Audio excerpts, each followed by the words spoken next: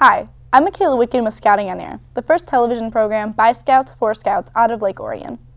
Today, we'll be cooking omelets with Yvonne, meeting a scout from World War II, and talking to Eagle Scout Kieran, who was the first known person to do a project making a music album. Thank you for joining us.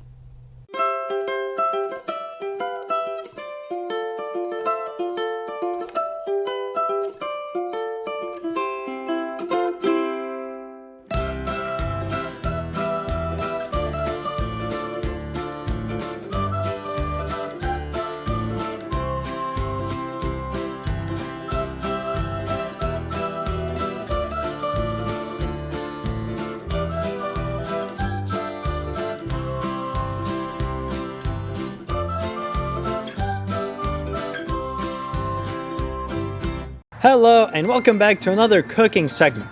Last time we talked about a sweeter breakfast with crepes, which are usually quite delicious but also very high in sugar content. Today we're going to talk about something a little more healthy and a little more savory. Today we're talking about omelets for breakfast. Now, despite their name, they're quite simple to cook. In fact, they're incredibly easy. All you need is eggs and then whatever ingredient you wish to make in that omelet, whether it be tomatoes, whether it be ham, whether it be onion, or whatever you choose. Almost anything you have can be put into an omelet, which is what makes it so good for an end of camp out breakfast, because you can use up a lot of your leftovers within a given omelet. So let's start off with a really simple one, an onion and cheese. First off, you're going to want to crack 2 eggs into a pan and whisk them until they have about the same consistency so you don't have any anomalies and it is roughly the same color and texture. Once you've reached the desired consistency, you are going to take your fillings, which in this case we're going to use onions and cheese. You're going to add them to the mixture. So we're going to add about a quarter of an onion, give or take. And then a few handfuls of cheese. What you do after that is you're going to mix it up all together. And once you've mixed it all up, all we're going to do is really just pour it into the pan, let the bottom cook up, flip it over, and once you've flipped your omelet, you're going to let it cook for about a minute or two until it's nice and brown on this side just as much as it is on the other side. And after that, you can dig in and eat into the healthiest and most savory breakfast that we have cooked on this show yet. Now we're hopping on over with Anthony to talk to a scout from World War II. So our next guest will be Steve Green. Steve Green was active in scouting during World War II. Steve, can you please tell us a little bit about yourself? Yes, I was in scouting for almost all my life, except for the time I went back to college, and when I was on active duty in the Navy. But when I was in reserves, and since I've got about 60 years in scouting, so I think I've seen just about everything. Yep. Now, at the time, did you expect the war to reach American shores? There was a possibility. We had we had German saboteurs land on Long Island. And they had made their way into New York City, and through the area they had not been caught. And so you never knew. We had a large group of German-American Bund, which were Nazi sympathizers in the Westchester County area. And so, yes, it was. But the area was not a manufacturing area that I lived in, which was in North Tarrytown, New York, which has been since named Sleepy Hollow, which I'll tell you about in an interesting minute. And that is, they had a General Motors assembly plant, which of course was converted. Norden bomb sites were put together in the county. Okay. So they had a lot of technical manufacturing in the area, and so they were afraid that they would get there. Now, how they were going to attack, they didn't have any idea. But we had saboteurs working in the Axis countries, and so they had some experience on what to do. Now, can you describe some of your responsibilities you had during the war? But we were recruited. Yep. We were recruited. What could we do to support? Well, one of the things, I was an air scout because I liked aviation. And so we built model airplanes so that spotters would see the silhouette of the airplane and tell what it was. So if you had a Grumman Avenger come across we'll say out of a Grumman in Long Island that was up for a test ride, and was going across to, we'll say, West Point as such. And it came across, it would be low altitude, what direction it was going, what it was for an airplane, and then we reported into New York. New York was just like the Brits. They had a big map and they moved the airplanes around on it to tell you where to go. Now, there weren't many airplanes, and most of them were either corporate airplanes. They were flying out of Sikorsky's in Connecticut, say down to Washington, so they were flying a helicopter down there. They were easy to spot because they didn't travel very fast. But we were at the tallest building in the area, which was Carroll's Castle. And so they built a hut on the roof, and we would go up there and we'd stand a watch for 8 hours. And so any airplanes that came through, we'd reported them in, and then the relieving watch would come in. We manned it 24 hours a day. Now that was the first thing that I did. The second thing we got was recruited as a young scout, which was in that interim period, as messengers. And so we were in support of civil defense, so to speak, and had things to do there. Okay. Now, how was scouting different after the war compared to before? After the war, there was a time of rebirth. We didn't have young men. Most of the men that were of age for scouts had been in the military, and several of them did not come back. Our troop, which was Troop 6 out of North Tarrytown, which was one of the oldest troops, one of the first troops that was established. We had two troops, that and the Catholic Church. We said, what can we do? Well, one of the things that we had was a World War I high-wheel wagon. Remember, in those days, they pulled the equipment up to the front in wagons because they had no mechanized vehicles to be able to pull them. So that's why so many horses and mules were used.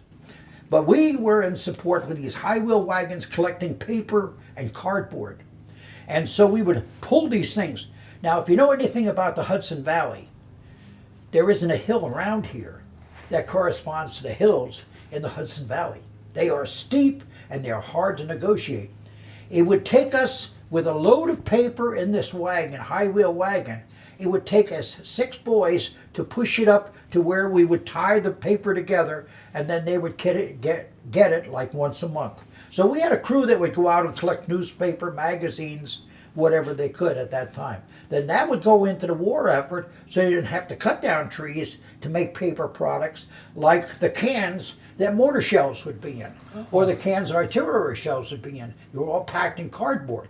We didn't have the sophistication in packaging that we had now, and plastics was in infancy. So we didn't have the protection we had. So when you had a mortar shell that went into a sleeve, then it had all kinds of paper that had lubricant in it to keep it dry so that it wouldn't corrode. Oh, okay. And so that was one of the reasons why they wanted all the paper. And then we would collect grease if we could. Mama at home would collect the grease, she too. But if you didn't have anybody that was collecting the grease, we would collect grease. And the question is, why would you use grease?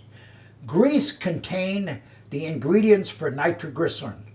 And so with that, when you turned it in, they would process it and make nitroglycerin in for TNT. So it was a war product. But if you had it and you turned it in to the butcher, you would get rationing stamps back. And food was rationed. Meat you go and got a couple of times a week. The rest of the time to eat fish. I never ate so much fish in all my life. Eggs were the same way, because eggs required grain. Grain required a truck to bring the grain, so it was very limited. So we grew up in that kind of atmosphere. We walked. You didn't take the car. You walked to school. Didn't make any difference if there was a foot of snow on the ground or it was raining like the dickens. You walked because gasoline was scarce. And so those were some of the conditions that we worked with. You got a pair of pants in the fall, and that lasted you all winter long because clothing was scarce. It was going to make uniforms and clothing for the military. Shoes, you got one pair of shoes a year. And they better be a little sloppy when you get into them because they were tight when you got out of them. So those are the things that we grew up with. But we were in support of air raid wardens. Well, we lived in a residential area in which the houses were roughly a quarter of a mile apart there were main drags that you went up. When the air raid siren went off, everything went black. And those were the days in which you didn't have portable telephones. And so how did you get your message from one air raid warden to the next? If it was daylight, you could see it. And we used to send single pole flag semaphore. You probably see it in the old books. Yeah. But we would send a dot and a dash with that. And that was great fun. But at night, it was black as pitch. And so you didn't see, if there was no moon, you didn't know exactly where you were going. So we would memorize the route, and we would be the runners. But the problem was you couldn't write it down because you needed a flashlight to write it down. So they would write it down very carefully on a flashlight with a red lens because you couldn't see above with the red lens. Then you would take that message and you would give it to the runner. The runner would read that message and he'd memorize it. And you had to know it exactly word for word.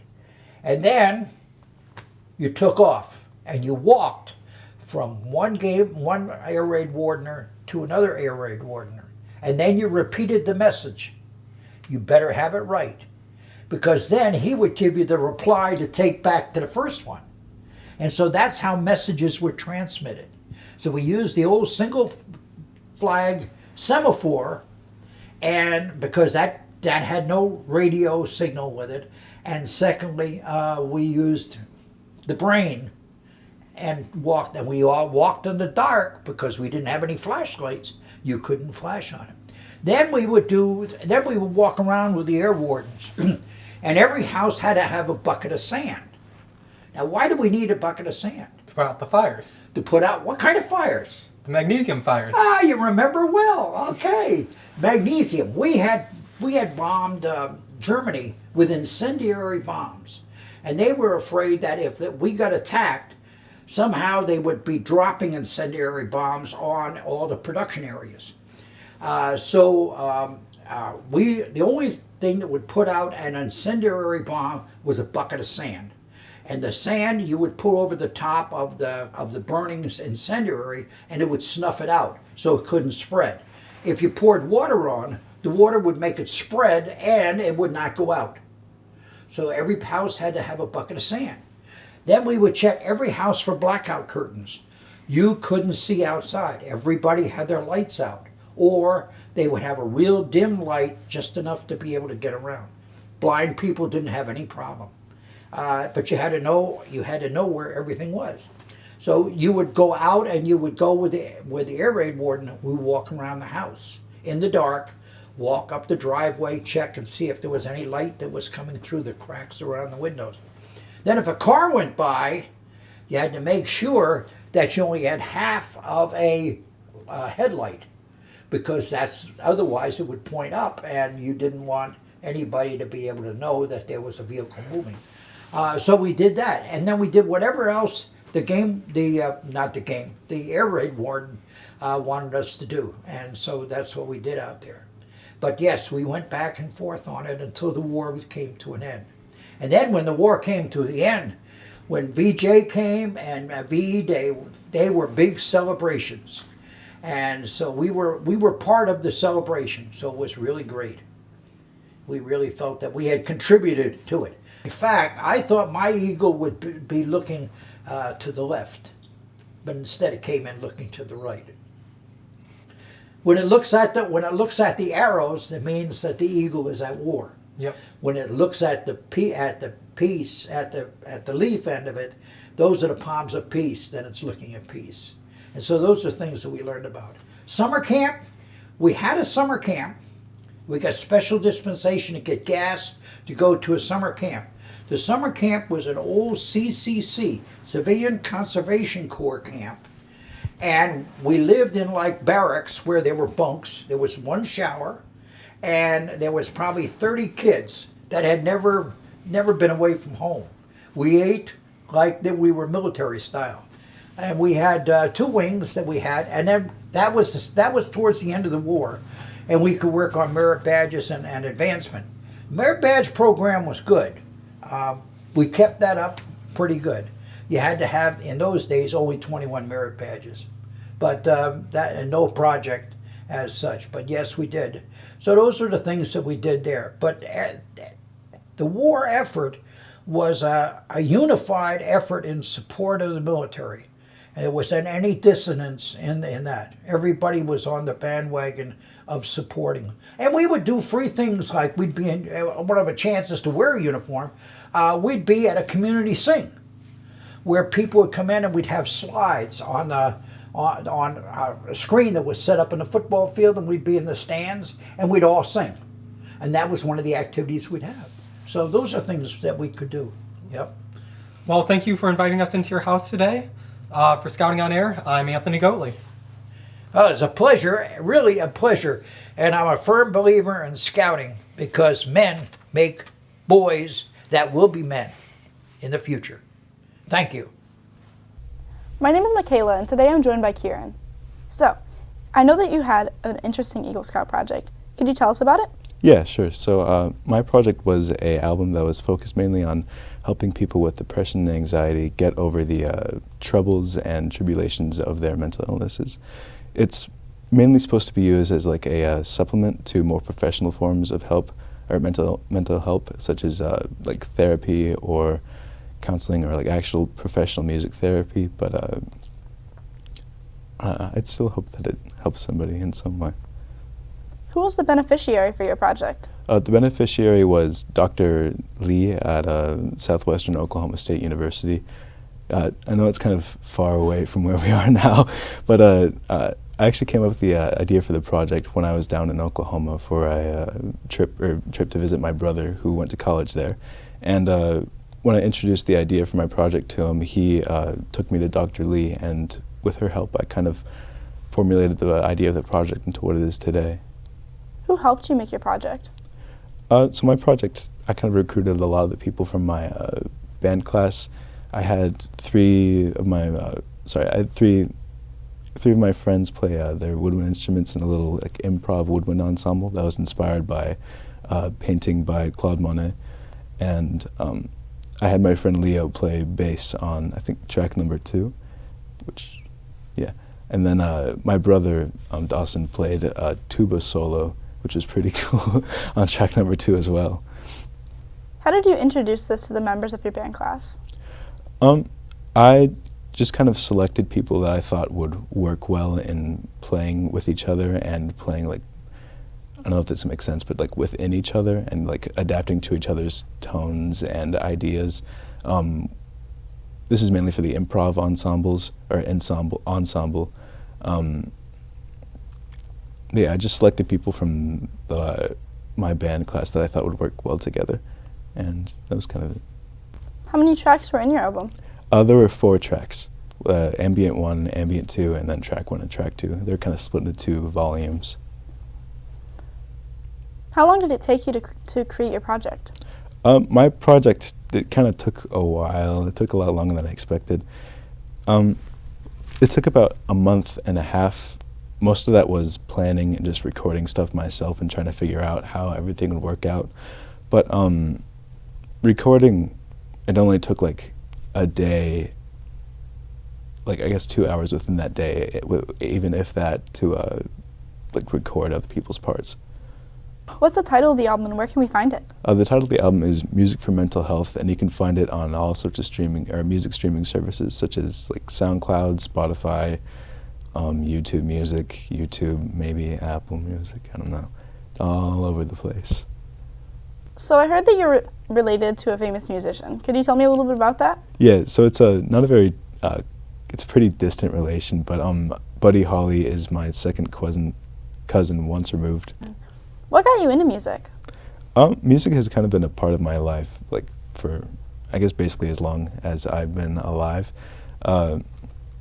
My dad and my brother have been responsible for like introducing me to a lot of the music I listen to today and developing my tastes.